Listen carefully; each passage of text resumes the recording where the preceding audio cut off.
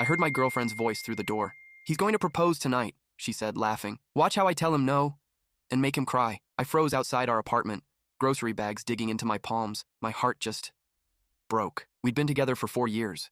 The ring was in my jacket pocket. I walked in like nothing had happened. Lauren was sitting on the couch, laughing on FaceTime with her old college friend Megan. "Hey, you're home early," she said quickly, ending the call. "Yeah," I mumbled. "Didn't hit much traffic." She smiled, completely unaware that my world had just fallen apart. That night, I couldn't eat, couldn't sleep. Her words kept echoing in my head.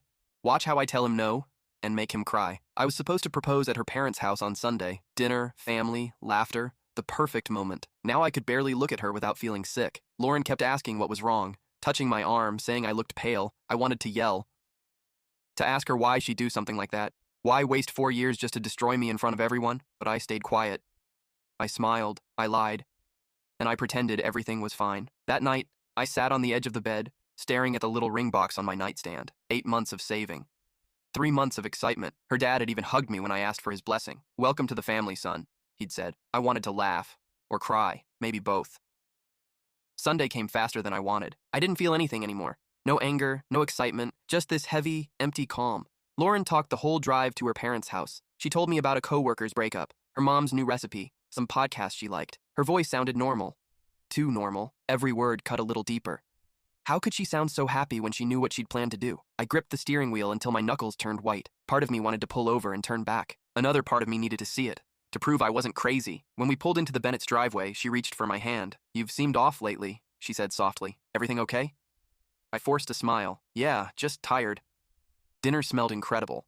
Her mom had made pot roast, my favorite. I pushed the food around my plate, pretending to eat so no one would notice. Mr. Bennett talked about his golf score. Her little sister, Chloe, showed everyone pictures of her new puppy. Lauren laughed at something Chloe said. For a second, she looked like the woman I fell in love with. Then she turned to me.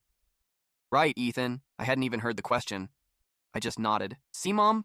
Lauren said, smiling. "Told you he'd agree." Her mom laughed. Her dad looked at me with that proud father look, like he already saw me as part of the family. The ring in my pocket felt like a brick. "Ethan, would you like more salad?"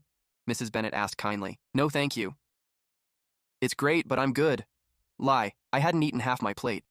Under the table, Lauren squeezed my hand 3 times, our little secret code. It meant "I love you." We'd made it up on our 2nd month of dating. I pulled my hand away and reached for my glass of water instead. Lauren's smile faltered for half a second. Mr. Bennett wiped his mouth with his napkin. "So, Ethan, how's that big project at work coming along?" "It's going well," I said. "We presented it Friday. The client was happy." "Good to hear. You've always struck me as a hardworking man." That stung more than I expected. This man had called me son. He'd trusted me. Lauren's mom leaned forward. "You know, we were just talking about taking a trip for our anniversary," she said. 40 years married.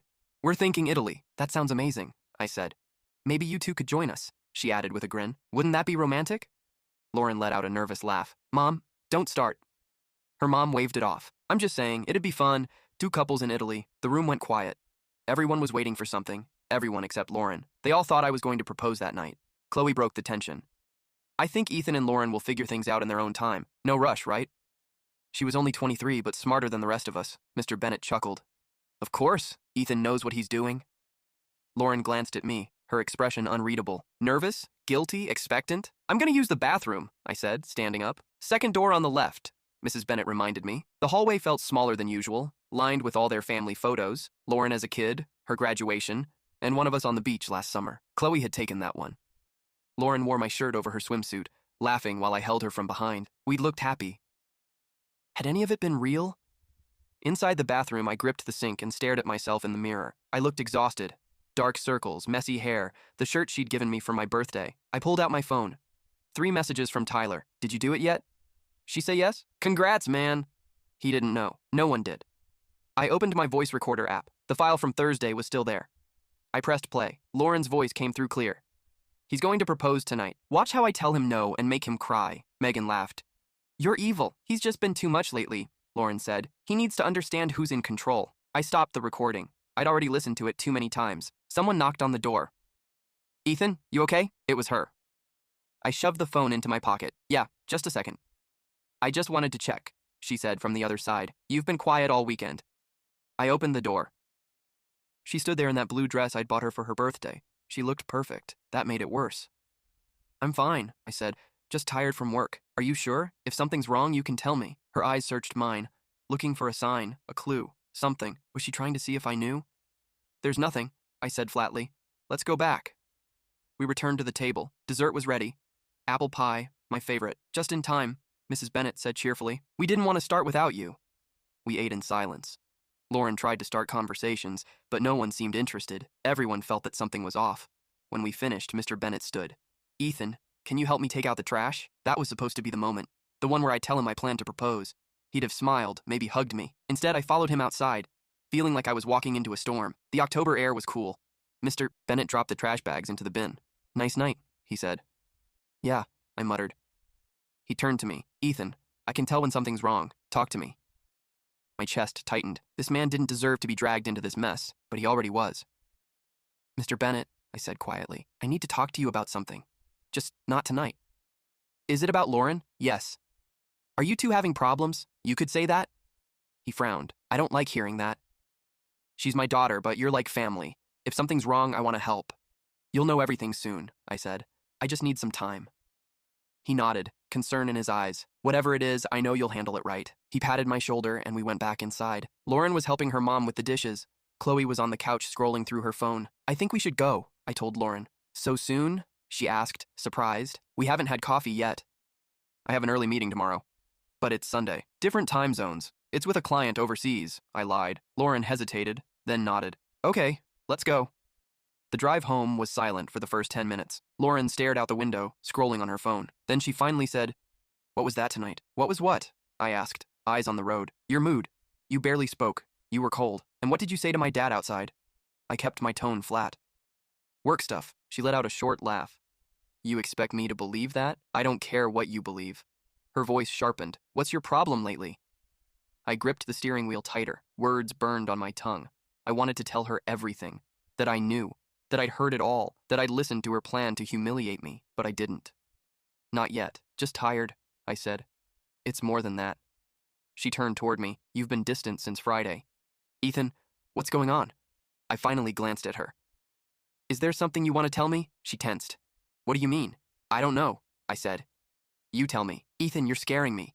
What are you implying? The light ahead turned red. I stopped the car and looked straight at her. Do you love me? She blinked. What? Of course I do. Why would you even ask that? I just needed to hear it. The light turned green. I drove on. Out of the corner of my eye, I saw her unlock her phone and start typing. Probably texting Megan. Probably saying something went wrong, that I hadn't proposed. Good. When we got home, Lauren went straight to the bedroom. I stayed in the living room, staring at the small ring box on the coffee table. I opened it. The diamond caught the light. A simple 1-carat stone on white gold. Inside, our initials were engraved E+L. I closed it and set it aside. Lauren came out in her pajamas, hair pulled up. You coming to bed? In a bit, I said. I've got some work emails. Ethan? Yeah? Are you sure you're okay? I nodded. Yeah. Go to sleep. She hesitated, then disappeared into the bedroom. I waited until I heard the door close, then opened my laptop. If she thought she was the only one capable of playing games, she was wrong. I logged into our shared bank account. We'd opened it for rent and bills. 3 cash withdrawals caught my eye. $500, $300, $700, all from the past few weeks. All withdrawn by her. I opened a spreadsheet and started documenting everything. Dates, amounts, locations. Then I pulled up Facebook. Her best friend Megan's profile was public. 2 weeks ago. A photo of them at an expensive restaurant. A month ago. A party I hadn't heard about. Lauren had told me she'd been home that night. I switched to Instagram, then TikTok. She had accounts I didn't even know existed. On one, she'd posted a photo of us at dinner with the caption, "Dinner sponsored by my man," except I'd paid for everything. Another read, "Living the life I deserve." Her friends commented things like, "That ring's gonna be massive. Girl, get what's yours." I took screenshots of everything. Then I opened my phone contacts and scrolled to Tyler's friend Kevin, a tech guy who owed me a favor. I texted, "Can you recover deleted messages from a phone if I have physical access to it?" He replied within minutes. "Depends on the phone." Why? It's my girlfriend's. We share bills, lease is under my name. Technically gray area. But yeah, I can do it. Thanks. I'll bring it tomorrow. I set the phone down. From the bedroom came Lauren's steady breathing, peaceful, unaware. I walked to the kitchen, made coffee even though it was almost midnight. I wasn't sleeping anyway. While the coffee brewed, I searched online. Signs of emotional manipulation in relationships. One article listed 20. Lauren checked at least half. Gaslighting, guilt-tripping, financial control, emotional withholding. How had I missed it?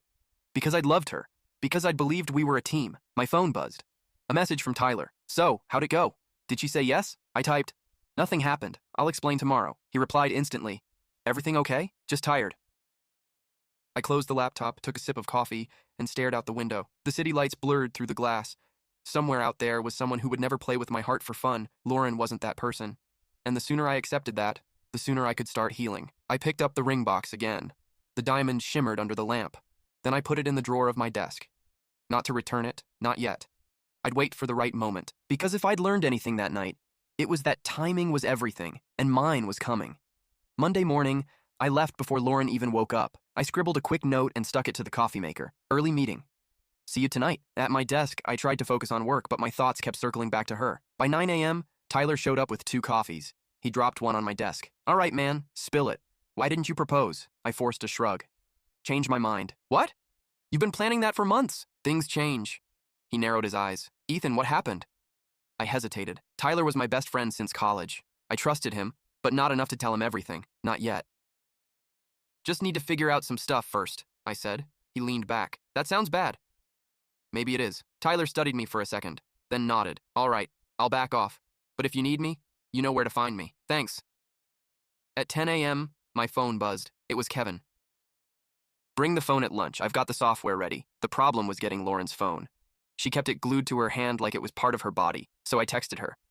Want to grab lunch today? My treat. She replied 5 minutes later. Can't. Lunch with the girls from work. Tomorrow, maybe? If she was with her friends, she'd have her phone right next to her. Impossible. I thought for a minute, then called her. Hey, she answered, her voice cheerful. Hey. Just checking if you left your charger in my car. I found one this morning. Nope, mine's here. Maybe it's yours. Right, yeah, must be. You okay? Yeah. Busy day. See you tonight. Love you, she said. I hung up without saying it back. That afternoon, I sat in the office of Richard Torres, a family lawyer Tyler had recommended. He was in his 50s, calm, professional, the kind of man who didn't waste words. So, he said, leaning forward, tell me what's going on. I told him everything. 4-year relationship, shared apartment under my name, joint bank account, the conversation I'd overheard. Are you married? He asked. No. Any kids? No. He nodded. That simplifies things. Legally, you can end it whenever you want. The joint account is the tricky part. How so? She has equal rights to whatever's in there, unless you can prove the money came from you. I've got pay stubs and deposit records. That'll help. Start documenting everything, especially any withdrawals you didn't authorize. I already did. Good. My advice? Open a new account in your name only. Move your funds gradually, not all at once. She'll notice if you drain it overnight. What about the apartment? Lease is under your name, correct? Yeah. Then she's considered an informal tenant. You can serve her a 30-day notice to vacate. It's the cleanest option. Do I need a formal notice? Yes, keeps you legally protected. I took notes as he talked. The consultation cost me $200, but it was worth every penny. That night, Lauren came home late, around 9. How was lunch with the girls? I asked. She smiled. Good. They said hi. Where'd you go? The usual cafe near the office. Lie. Her location on our shared GPS showed she'd been at a fancy restaurant 20 minutes away. What did you eat? Salad, trying to be healthy. Good idea. She sat down next to me on the couch. Ethan, we need to talk. My stomach tightened. About what? About you. You've been distant, cold. Is this about work? Work's fine. Then what is it? I looked at her, really looked at her. She was still beautiful, but I couldn't unhear her laughter on that recording. Are you happy? I asked. Her eyebrows pulled together. What kind of question is that? Just answer. Of course I'm happy. Why wouldn't I be? I don't know. You tell me. Ethan, you're being weird. Where's this coming from? I stood up. Forget it. She sighed. If something's wrong, talk to me. Don't just shut down. There's nothing to say. Fine, she said, standing. Then I'm going to bed. She stormed off. 5 minutes later, my phone buzzed. Unknown number. Ethan, it's Chloe. Can we talk? Lauren's sister. I texted back. Sure. What's up? Not by text. Can you call me? I stepped out onto the balcony and dialed. Chloe? Hey, she said quietly. I hope it's okay that I called. I just need to ask. What happened Sunday? What do you mean? Lauren came home upset. She said you ruined dinner. I didn't ruin anything. I believe you, Chloe said quickly. That's why I'm calling. Something feels off. She's been acting strange lately. Going out more. Spending money she doesn't have. My chest tightened. What kind of strange? She was nervous before dinner, like she was waiting for something. And after you left, she got angry. Called someone and whispered for a while. I couldn't hear much, but she said your name several times. You know who she called? No, but it wasn't anyone from the family. I exhaled slowly. Thank you for telling me, Ethan. Is everything okay? Not really, but it will be. You're not going to tell me what's going on, are you? Not yet. But soon. Okay, she said softly. Just be careful. Always. I hung up and stepped back inside. Lauren was sitting in bed typing on her phone. When she saw me, she quickly set it down. Who are you talking to? She asked. Tyler, I lied. Work stuff, right. I went to take a shower. The hot water didn't help. My mind kept spinning, replaying every red flag I'd ignored. When I came out, Lauren was either asleep or pretending to be. I lay down on my side of the bed, the same bed we'd shared for 3 years, and stared at the ceiling until my phone buzzed again. Tyler. You sure you're okay? You can tell me anything. Tomorrow, I replied. I promise. Okay, man, I'm here. I turned off the light but didn't sleep. The next morning, I was at the office before anyone else. I typed Lauren's name into Google. Nothing unusual. LinkedIn, Facebook, Instagram. Then I searched Megan. Her Instagram was public. Photos of trips, brunches, selfies, and there, Lauren smiling beside her in a bar 3 days ago. Caption, girls' night. We needed this. That same night, Lauren had told me she had a migraine and went to bed early. Another lie. I kept scrolling. A photo from 2 months ago. Lauren at a dinner surrounded by men I didn't recognize. The caption, networking. Networking? Lauren worked in HR for a small firm. She didn't need networking with guys in suits. Then I saw a tag. Brandon Chen, CEO of a tech startup. I clicked his profile. Photos of conferences, offices, luxury vacations, and one photo with Lauren from a month ago. She never mentioned that event. The truth was forming, ugly and undeniable. Lauren wasn't just planning to embarrass me. She was planning her exit, and she already had a replacement lined up. The ache in my chest turned cold. Fine, I thought. Two can play that game. At 10 a.m., Kevin called. Got time to swing by? I think you'll want to see this. I'll be there in 30. Kevin lived downtown in a one-bedroom apartment overflowing with computer monitors and half-empty energy drink cans. When he opened the door, he grinned. Man, you look like you haven't slept in a week. I haven't, I said, stepping inside. He gestured toward his desk. Sit. You're going to want to see this. He clicked through folders on his screen, a dozen windows open at once. So I managed to pull the deleted messages. Took me all night. You got them? Oh yeah, thousands. Mostly boring stuff, but then there's this. He opened a conversation between Lauren and Megan. The timestamps went back months. My stomach tightened as I read. Lauren. Brandon asked me to dinner again. Not sure I should go. Megan. Why not? Daniel doesn't have to know. Lauren. You're right. It's just networking. My pulse quickened. A week later, Lauren. He offered me a job at his company. Triple what I make now. Megan. Are you going to take it? Lauren. Maybe. It's in San Francisco, though. Megan. And Ethan. Lauren. He doesn't fit in that world. Brandon's different. Successful. Powerful. Kevin glanced at me. You okay? Keep going. More messages appeared, one after another. Lauren. Ethan's been talking to his friend about a ring. Megan. He's going to propose? Lauren. Yeah. I'm not saying yes. Megan. What? Why? Lauren. He needs to learn he doesn't control everything. Megan. That's cruel, Lauren. Lauren.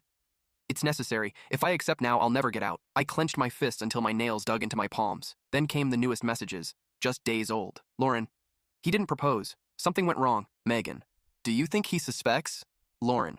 Maybe. He was weird all night. Even my dad asked if we were okay. Megan. What did you tell him? Lauren. That Ethan's stressed from work, but something's off. I need to find out what he knows. Kevin exhaled. There's more, man. Messages between her and Brandon. He opened another chat. Brandon. Lunch this week? Private place like last time. Lauren. You're terrible. Brandon. You love it. Lauren. Maybe. I stopped reading halfway through. That's enough. Kevin nodded and printed everything, sliding a thick envelope across the desk. It's all in there. Timestamps, screenshots, backups. How much do I owe you? Nothing. We're friends. Just promise me you'll take care of yourself, all right? I will. Outside, the air felt colder than it should have. I sat in my car, opened the envelope, and read the messages again one by one. It wasn't just betrayal. It was strategy. She'd been planning this for months, lining up her next move before cutting me loose. My phone buzzed. Lauren, where are you? You said we'd have lunch today. I typed back. Got caught up with a client. Tomorrow. You promised. I know. Sorry. Whatever. I'll eat alone. Good. I tossed the phone on the passenger seat and drove straight to the bank. Inside, I opened a new account under my name only. Transferred half the money from the joint account, $20,000. The teller looked hesitant. Are you sure, sir? That's a large transfer? I'm sure. After that, I toured apartments. Found one 15 minutes from work, 2 bedrooms, quiet neighborhood available in 2 weeks. I'll take it, I told the agent. You don't want to think about it? No need. I signed the lease, paid the deposit, and left with new keys in my hand. When I got back to the office, Tyler was waiting by my desk. Okay, man, he said, crossing his arms. Enough secrets. What's going on? I closed the office door and handed him the envelope. He read silently for several minutes. His face hardened with every page. Finally, he said, Jesus, Ethan, I don't even know what to say. Don't say anything. What are you going to do? End it, but on my terms. He nodded slowly. Need help? Maybe? Not yet. Tyler squeezed my shoulder. Whatever you need, I'm here. That night, I got home around 10. Lauren was watching TV, a glass of wine in hand. You're late, she said, not looking away from the screen. Work ran long. You've been working a lot lately? Yeah. I sat down beside her. Hey, quick question. Do you know a guy named Brandon Chen? Her body stiffened for a fraction of a second. Then she turned. Who? Brandon Chen, CEO of TechVision. I thought you met him at that conference last month. Her eyes narrowed. I don't know anyone by that name. Really? Must have been someone else. She stared at me. Why are you asking about him? One of my clients mentioned his company, said they were hiring an HR, thought you might be interested. I'm not looking for a new job, she snapped. All right, just asking. I turned back to the TV. I could feel her watching me. Ethan, she said quietly. Are you checking up on me? Why would I do that? I don't know. You've been acting weird. I'm fine. I feel like you don't trust me anymore. I looked at her, expressionless. Should I? Of course. We're together. You're right, I said. My bad. I stood up. I'm going to bed. She stayed on the couch, pretending to focus on the TV, but her hands were shaking slightly. In the bedroom, I opened my email. There it was. The draft eviction notice from Richard Torres. I reread it. 30 days to vacate the premises. I replied, looks perfect. I'll use it soon. Another email popped up from the apartment agent. Lease approved. Move-in date confirmed. 1st of the month. 10 days. Lauren walked in an hour later and got into bed without saying a word. I pretended to be asleep. She picked up her phone and started typing again. Fast. Probably texting Megan. Probably panicking. Good. Friday morning, I told her I had to fly to Chicago for work over the weekend. Chicago? She repeated. Since when? Last-minute client presentation. When will you be back? Sunday night. Can I come with you? It's just business meetings, she sighed. Fine. I packed a small bag, kissed her cheek, and left. But I didn't go to Chicago. I went to Tyler's place. We spent the whole weekend planning. Every step, every possible reaction. By Sunday night, everything was in place. All that was left was to pull the trigger. Monday morning came, and for the first time in months, I felt calm. Not happy, not angry, just focused. Lauren thought I was in Chicago. In reality, I was sitting in my office downtown waiting for 9 a.m. An email popped up from HR, department meeting, conference room B, 10 a.m. I grabbed my coffee and headed up. The room filled quickly, chatter echoing off the walls. Our manager, Robert, stood at the front. Morning, everyone. I want to introduce someone who will be working with us for the next 6 weeks. She's helping review internal processes and structure. He gestured toward the door. This is Andrea Ruiz. A woman stepped in. Early 30s, dark hair tied back neatly, simple gray suit. Confident, but not showy. Good morning, she said. I'll be conducting individual interviews this week. Don't panic. It's just to understand workflow and communication. Her voice was calm, clear. No fake smiles, no fluff. After the meeting, she approached me. Ethan Martinez. That's me. Can we chat after lunch? You're first on my list. Sure. At 1:30, she came to my office. Robert had told her about my projects. She already knew the numbers. 20% sales growth this quarter. Impressive, she said. You must love what you do. I shrugged. I just try to stay consistent. Consistency is rare, she said, jotting notes. Most people get bored before they get better. She smiled slightly. So, tell me, where do you see yourself in 5 years? I laughed quietly. Honestly, a week ago I had an answer for that. Now I don't. She looked up. Rough weekend? You could say that. She didn't push, just nodded. Sometimes life does that. Forces you to rewrite your plan. Her tone was steady, understanding, but not nosy. I hesitated, then said, my girlfriend, or ex, maybe. She's been lying to me. I overheard something I wasn't supposed to. Andrea didn't flinch. I'm sorry. She planned to embarrass me, in front of her family. She was seeing someone else the whole time. That's cruel. It was calculated, like I was just an option. Andrea leaned back in her chair. And what are you going to do about it? End it, I said. Cleanly. No drama, no yelling. Just done. She nodded slowly. That's harder than it sounds. I know. You're calm, she said. Most people would want revenge. Revenge doesn't fix anything. It just keeps you in the same place. A faint smile crossed her lips. You're not like most people, Ethan. Not sure that's a compliment. It is. We talked for another hour. About work, plans, people, and choices. When we finished, she handed me her card. If you ever want to talk off the record, call me. Sometimes a stranger listens better than a friend. Thanks, I said, meaning it. And Ethan, she added before leaving. Whoever did that to you doesn't deserve another second of your time. I nodded. I'm starting to realize that. Later that afternoon, Tyler stopped by my desk with 2 coffees. You meet the new consultant? He asked. Yeah, Andrea. She's sharp. Met her earlier. No nonsense. I like her. Same. My phone buzzed. Lauren, how's Chicago? I miss you. Me. Meetings all day. Exhausting. Call you later. Lauren, love you. I stared at the message for a moment before turning off my phone. Tyler caught the look. Still pretending everything's normal, huh? Until the weekend, I said quietly. That's when you end it? Yeah, he nodded. Need backup? I'll handle it. The rest of the week, Andrea stopped by my desk a few times for follow-ups. Each time felt less like work and more like talking to someone who actually saw me. She didn't pity me. She just understood. By Wednesday, she asked if I wanted to grab lunch. We went to a quiet cafe near the office. Over sandwiches, she asked, "Do you have family nearby?" Just my mom in Arizona. We talk, but not much. She nodded. I get it. I moved here 6 months ago. Fresh start. Divorce? I guessed. She smiled wryly. Good guess. Sorry. Don't be. It was the right choice. He was controlling. Manipulative. How long were you married? 5 years. The last 2 were hell. How did you know it was time to leave? She stirred her coffee. When the silence felt better than his company, I knew exactly what she meant. That's the look, she said softly. You felt it too. Yeah, I admitted. That same emptiness. You'll be fine, Ethan, I promise. It hurts now, but it's clarity, and clarity is power. I smiled faintly. You should make that your consulting motto. She laughed. A real laugh, not the fake, polite kind. Maybe I will. Thursday afternoon, Lauren showed up at my office unannounced. Surprise, she said, forcing a smile. I froze. What are you doing here? I missed you. Thought we could grab lunch. I have a meeting in 10 minutes. She frowned. You've been avoiding me all week. What's going on? Nothing. Don't lie to me, I can feel it. Lauren, drop it. She stepped closer, lowering her voice. Do you still love me? The question hit like a punch. A week ago, I would have said yes without thinking. Now the word wouldn't come. I have to go, I said, walking past her. She stood there, eyes glassy. Ethan, please. But I didn't turn back. Friday night, Andrea invited me for coffee after work. Last day of my formal sessions, she said. Wanted to say goodbye properly. We met at a quiet cafe, far from the office crowd. Finished your report? I asked. Almost. Then it's on to Boston Monday. Boston? She nodded. New project. 6 weeks. A small ache hit my chest. I hadn't realized how much I'd gotten used to talking to her. That's great, I said. Hey, she said softly. Keep in touch, okay? Here. She handed me her personal number. Thanks, I said. She smiled. Ethan, you're going to be fine. You're not broken. Just rebuilding.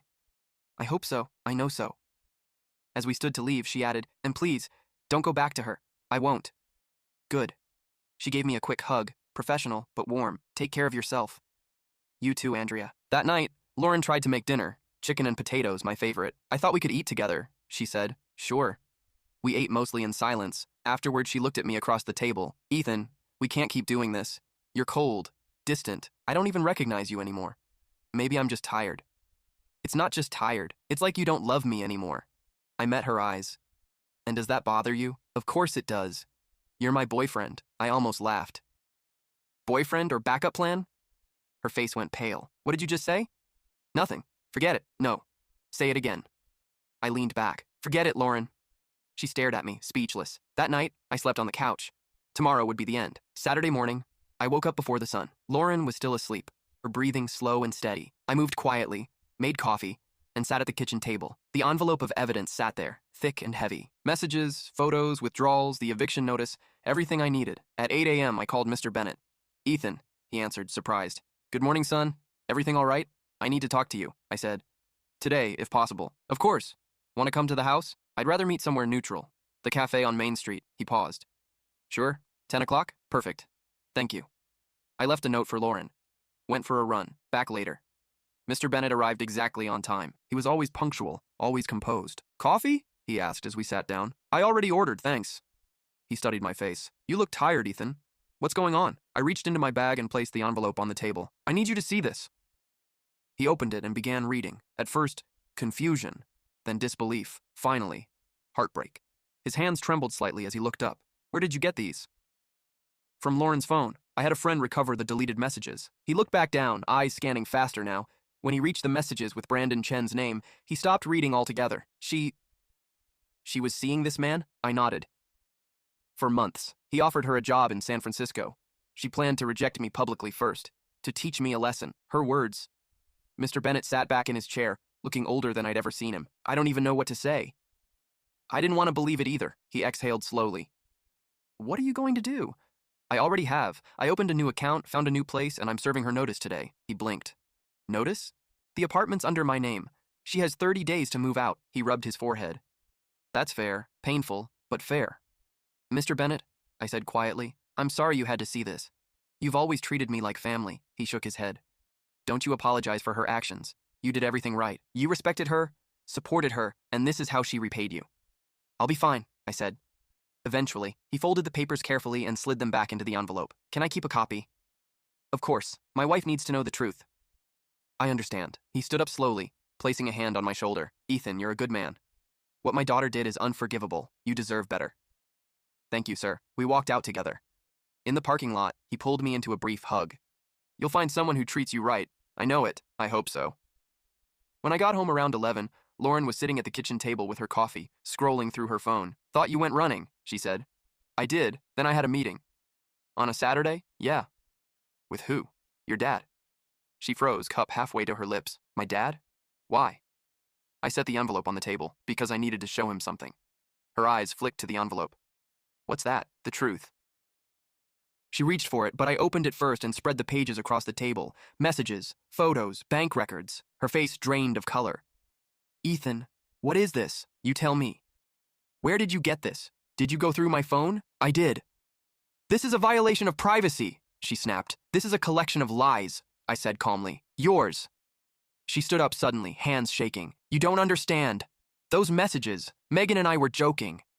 Joking, I laughed bitterly. About humiliating me? About another man offering you a job? About using me until something better came along? It's not what it looks like.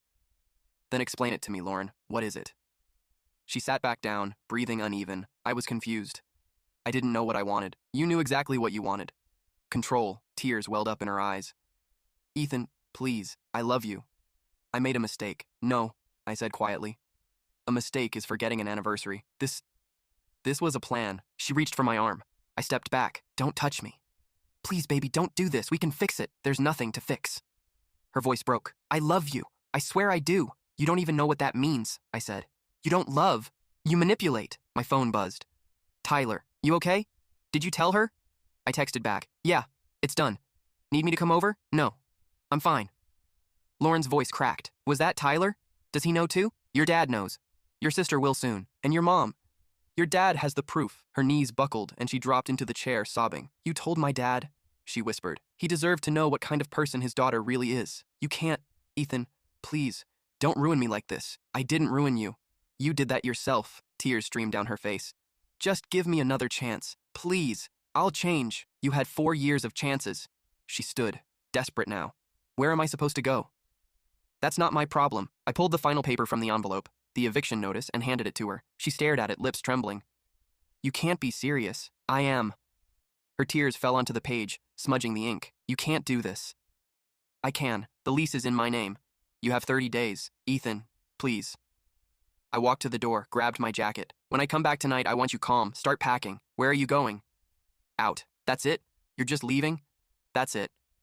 I closed the door behind me. My hands were shaking, not from fear, but from relief. When I pulled up at Tyler's place, he opened the door before I even knocked. Well? He asked. It's done, I said. She cried, begged, denied everything. Did you feel bad? No, I said quietly. I felt free. He smiled sadly. Good. You deserve that. We ordered pizza and spent the rest of the evening watching a game in silence. For the first time in months, I didn't feel like I was drowning. My phone buzzed again. A message from Chloe. Dad told me everything. I'm so sorry, Ethan. She doesn't deserve your forgiveness. Thank you, Chloe. I'll be okay. If you need anything, I'm here. I know. Thank you. Another message came in right after. Andrea, how's your weekend going? Interesting. Ended things with my girlfriend today. I had a feeling. You okay? Yeah. It was time. Good. You're stronger than you think, or just tired of lies. Either way, you did the right thing. I set my phone down and leaned back. Tyler looked over. Andrea? Yeah, she seems good for you. I don't know yet, but she's real. That's a start. When I got home that night, the apartment was quiet. Lauren's bedroom door was closed. I could hear faint sobs through the wall. A part of me wanted to knock, to comfort her, but that part of me didn't have a voice anymore. I lay down on the couch and fell asleep within minutes, and for the first time in a long time, I slept peacefully. Sunday morning sunlight filled the living room. For a moment, I forgot where I was. Then I saw the packed boxes by the wall, and it all came rushing back. Lauren was in the kitchen when I sat up, wearing one of my old hoodies, her eyes swollen. I made breakfast, she said quietly. Pancakes. Your favorite. I'm not hungry.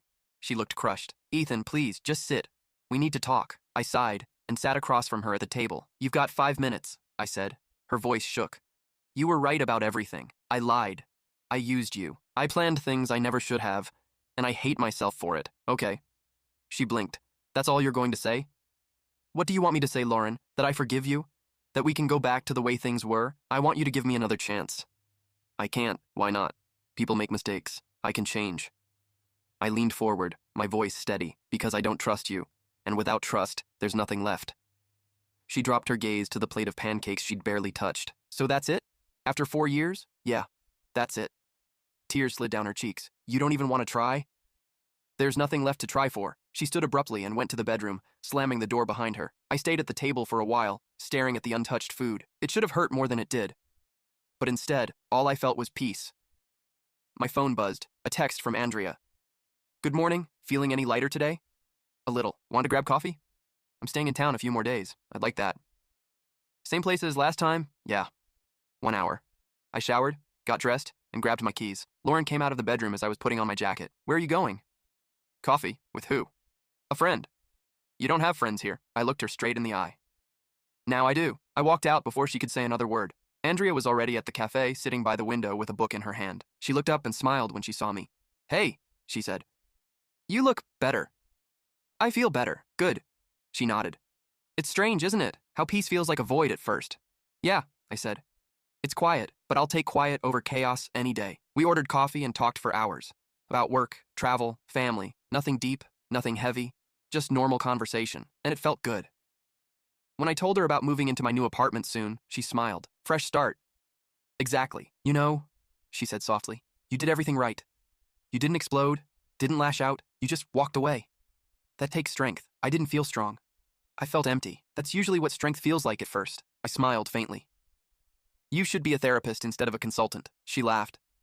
Maybe someday. We finished our coffee, and as I stood to leave, she touched my hand. Ethan, you're going to be fine. I can see it. I'm starting to believe it. 6 months later, the apartment finally felt like home. 2 bedrooms, clean, quiet, filled with light. Everything in it was mine. Tyler helped me hang the last picture frame on the wall. Looks good, man, he said. You've come a long way. Yeah, I said.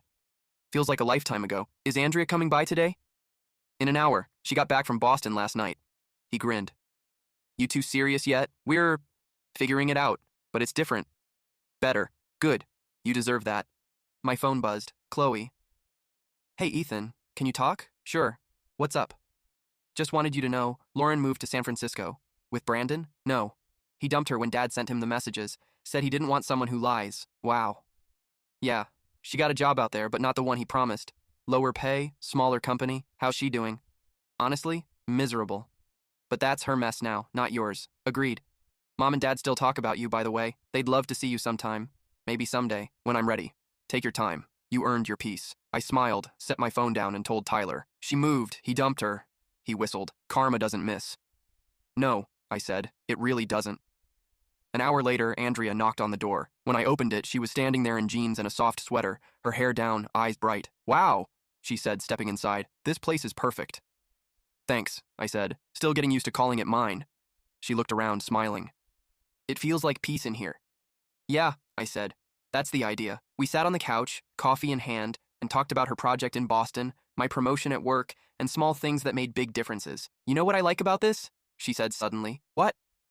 I don't have to guess what you're thinking. You just say it. I laughed. I learned the hard way that silence doesn't solve anything. Good lesson. She set her cup down and took a breath. Ethan, can I ask you something? Sure. Are you over her? Really? I thought about it. The hurt, the betrayal, the long nights staring at the ceiling. Not completely, I said honestly. But it doesn't control me anymore. She smiled softly. That's enough. Why do you ask? Because I want to try this, you and me. But I need to know you're ready. I hesitated, then said, if I'm not fully ready yet, would you wait? Yeah, she said. I would. I smiled.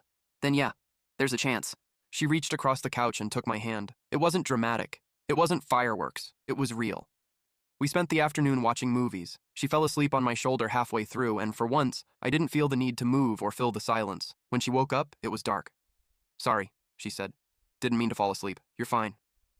She stood, stretched. Dinner tomorrow? Yeah, I'd like that. At the door, she hugged me and whispered, "Thanks for giving me a chance. Thanks for being patient." When the door closed, I sat there for a long moment. The quiet felt good. Safe. Then my phone buzzed. An unknown number. It was Lauren. "Ethan, I know you don't want to hear from me, but I need to say this. I'm sorry. For everything. I lost the best thing I ever had. Brandon dumped me when he found out the truth. My parents barely speak to me. Chloe won't answer my calls. I ruined everything. But I'm glad you're happy. You deserve that. I mean it. I'm sorry." I read it twice. I felt something, but it wasn't anger or satisfaction. It was peace. I didn't reply. I just blocked the number, set the phone down, and exhaled. The next night, Andrea and I had dinner at a small Italian place near my apartment. Between laughter and stories, she said, "You know what I learned after my divorce?" "What?" "That real love doesn't control, doesn't manipulate, doesn't play games." I nodded. "Yeah." "Real love chooses you every day because it wants to, not because it needs to." She smiled. "Exactly." She reached across the table. "So, do you choose me?" "Every day," I said, "so far."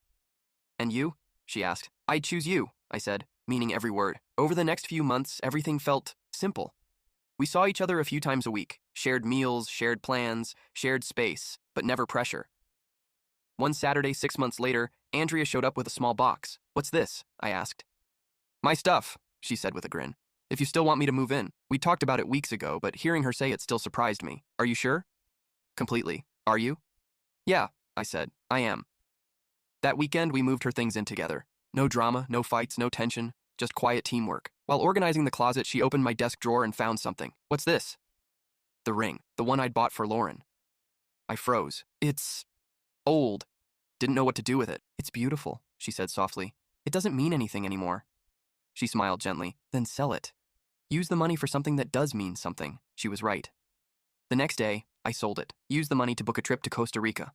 For both of us. When I showed her the tickets, she gasped. "Ethan." "You didn't. I did. You said you wanted to see the ocean. Let's make new memories." She hugged me. "I love you." It was the first time she'd said it. And for the first time in a long time, I said it back, without hesitation. "I love you too." A year later, I married her. A small ceremony. Close friends, family, Tyler as my best man. Even Chloe came, along with Mr. and Mrs. Bennett. Mr. Bennett hugged me. "You made the right choice, son. This..." He nodded toward Andrea. "This is what real love looks like." "I know," I said. "I finally do." Lauren wasn't there. According to Chloe, she was still in San Francisco, still alone, still chasing something she couldn't find, and I didn't feel triumph. Just gratitude. On our honeymoon in Costa Rica, Andrea and I walked along the beach one evening. The sky glowed orange, waves soft and rhythmic. "Are you happy?" she asked. "Completely. Do you ever think about her?" "Sometimes," I admitted, "but only as a lesson, not a regret." "What lesson?" "That real love doesn't hurt. It doesn't humiliate. It doesn't need control." Andrea smiled and stopped walking. "And this?" "This," I said, pulling her close. "This is real." We kissed as the sun dipped into the horizon. Not cinematic, not dramatic, just real. And that was enough. Months later, over dinner one quiet night, Andrea said, "You know what I'm grateful for?" "What?" "That what she did made you ready for me." I smiled. "You might be right. The pain made you stronger, wiser. It made you you. And your past did the same for you," I said. "It prepared you for me." She leaned over, kissed me softly. That night, lying beside her, I thought about everything that had happened since that moment outside my old apartment. The voice, the betrayal, the breaking, the rebuilding. I hadn't needed revenge. I hadn't needed to destroy her. I just needed to walk away. And in doing so, I'd found something better. Not just Andrea, myself, my peace, my worth, my life. Lauren lost everything trying to find something better. I let everything go and found everything that truly mattered. That was the real victory. And as Andrea slept beside me, I knew I hadn't won against her. I'd finally won for me.